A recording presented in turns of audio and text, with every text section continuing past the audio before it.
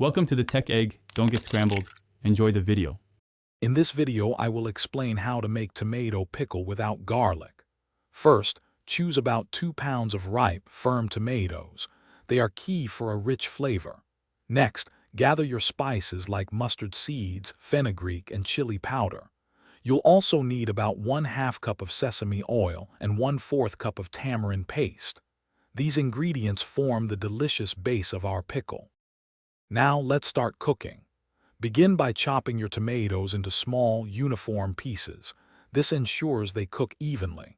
Heat about 1/4 cup of sesame oil in a pan over medium heat. Once hot, add your mustard seeds and fenugreek, sautéing them for about 30 seconds until they become fragrant. Then, add the chopped tomatoes and cook them until they are soft, which usually takes around 15 minutes.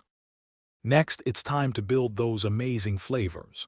Stir in 2 tablespoons of salt and 1 tablespoon of jaggery, which adds a lovely balance.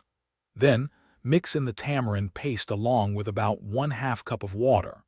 Bring the mixture to a gentle simmer and let it cook for about 20 minutes.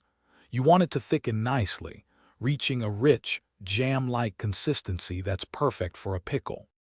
Once your delicious tomato pickle is ready, let it cool completely to room temperature before you store it.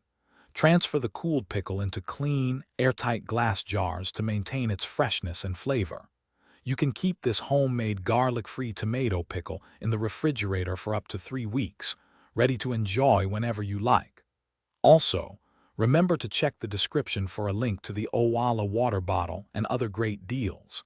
Enjoy your culinary creation. Thanks for watching. Consider subscribing if I helped unscramble your problems.